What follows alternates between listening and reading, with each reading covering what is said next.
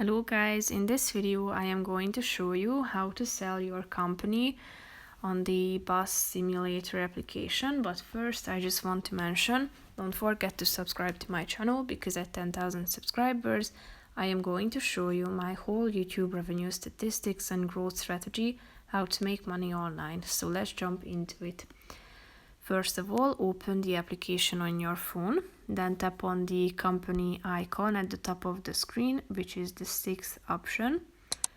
After that, it's loaded in, then click on the Sell Company button in the left side of the screen, that's the red button.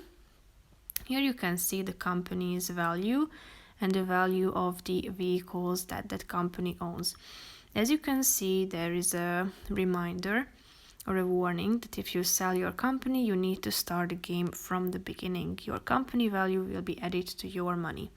If you tap on the accept button, you will be able to start the process of selling your bus driving company. So tap on the button continue, and then you should create a new company, adding the company name and the drivers and the owner's name. So that's pretty much it for this video, guys. See you in the next one. Bye bye.